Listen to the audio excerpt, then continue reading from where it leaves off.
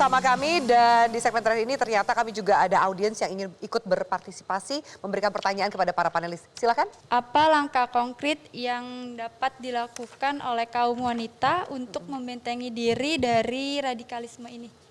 Silakan. Adakah panelis yang mau menjawab? Apa langkah konkret yang bisa dilakukan? Mbak Zora spesifik mau jawab? Ya, dari perempuan, Mbak Zora. Saya dari psikologi forensik ya. Pertanyaan bagus sekali. Jadi memang perempuan ini makhluk yang spesial ya. Dia kalau di MRI itu otaknya memang dia bekerja dua. Jadi ada penelitian ya ketika laki-laki membaca dan perempuan membaca itu di scan. Itu yang perempuan lebih kerja kanan kiri. Sedangkan kalau yang laki-laki hanya kiri saja. Dan lapisan korpus kolosum kita menyebutnya itu lebih tebal 30%. Artinya apa? Memang perempuan bisa multitasking. Dia otak kiri sama otak kanan itu dihubungkan dengan korpus kolosum. Nah itu dia lebih tebal. Jadi dia bisa switch. Makanya kita lihat perempuan tuh gendong anak sambil ngetik laptop apa semua. Nah sehingga kalau mau menghindari dari ajakan-ajakan ya memang banyak bergaul, banyak memperbesar digital literacy ya, kemudian pengetahuan main bergaul sana sini, kemudian banyak second opinion ketika mendengar salah satu misalnya guru pemuka agama mengatakan seperti apa, harus di counter dan cari informasi tempat lain. Seperti itu kira-kira. Oke, Betul. Tamara mau menambahkan? Ya itu menurut aku yang dikatakan Mbak Zora itu menarik karena ada satu jurnal yang menarik sekali yang bicara tentang bagaimana cara menanggulangi kekerasan. Dan di situ dikatakan bahwa cara-cara yang terlalu maskulin, yang terlalu misalnya militeristik itu sulit untuk mengena kepada mereka yang biasa misalnya melakukan aksi-aksi kekerasan. Cara yang paling justru efektif adalah cara-cara yang lebih feminim, yang lebih keibuan, yang justru membuat orang-orang ini merasa dilihat sebagai manusia gitu sehingga bisa ditanggulangi. Gitu. Kalau saya sendiri, kami di Wahid Foundation punya program yang memang khusus memfasilitasi perempuan, melatih mereka agar menjadi agen-agen perdamaian terutama di tingkat akar rumput. Ada 3 pilar utama dari program kami. Yang pertama itu adalah penguatan ekonomi. Jadi kita memberikan pelatihan kepada ibu-ibu, memfasilitasi, memberikan akses untuk permodalan untuk membuka usaha kecil misalnya ya. Nah yang kedua kemudian pelatihan untuk pencegahan konflik. Jadi kita bantu mereka untuk mengatasi konflik di tingkat di daerahnya masing-masing. Iya. Yang ketiga penguatan peran perempuan.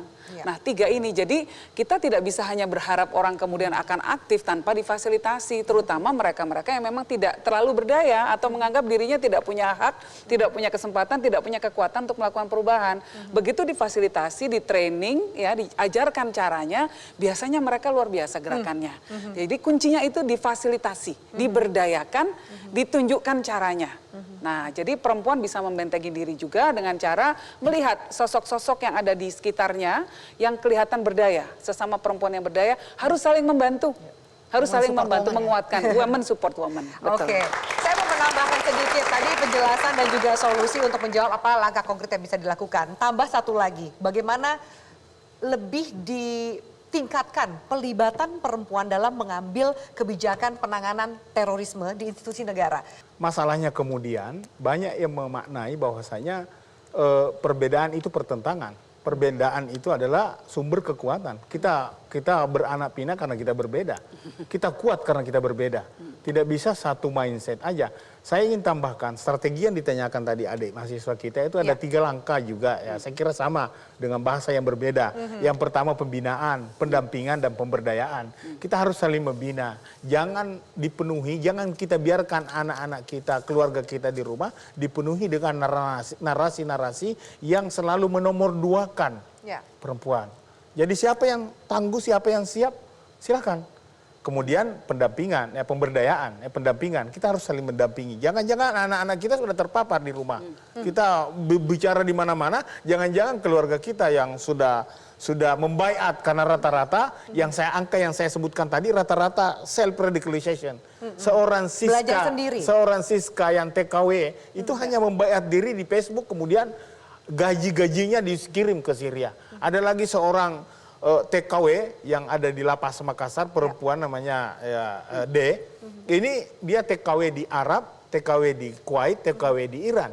Hanya karena melihat narasi-narasi yang di Facebook, yang di media sosial, akhirnya dengan mudah terpapar seperti itu. Jadi korban. Tapi kalau itu dibiarkan bisa menjadi pelaku dan sangat kuat, sangat susah di disengage kalau seorang wanita yang sudah terpapar, karena pengaruh psikologisnya sangat kuat Lebih ketimbang tertanam, laki-laki. lebih dalam dibanding Lebih laki-laki. dalam seperti yang dikatakan Mbak Sora. Kalau laki-laki hanya paling pikir-pikir, belum main psikologisnya. Tapi kalau wanita psikologisnya, seorang eselon 2 kementerian di Batam, Ya. itu tidak, suaminya nggak ikut. Tapi karena istrinya yang terpapar, anaknya ikut, Suaminya pun ikut pergi.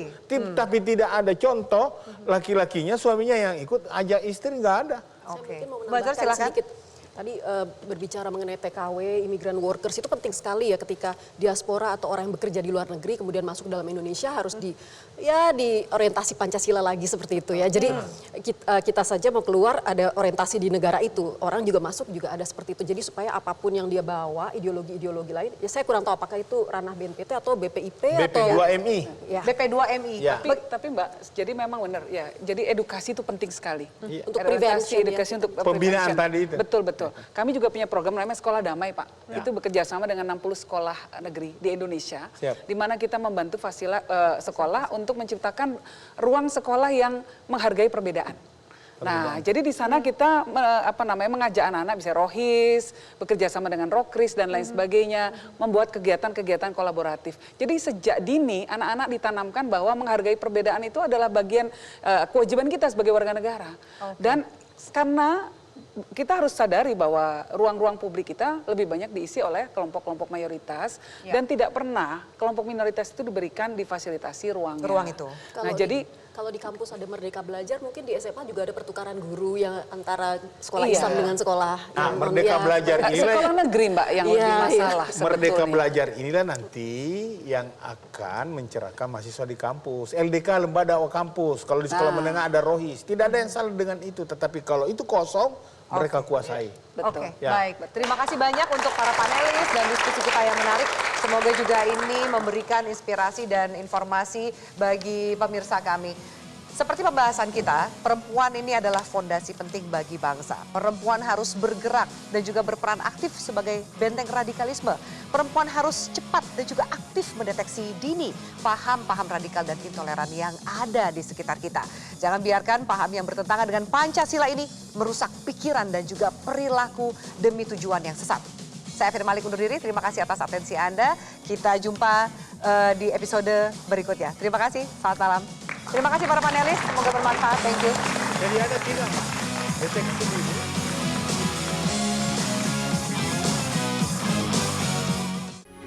Metro TV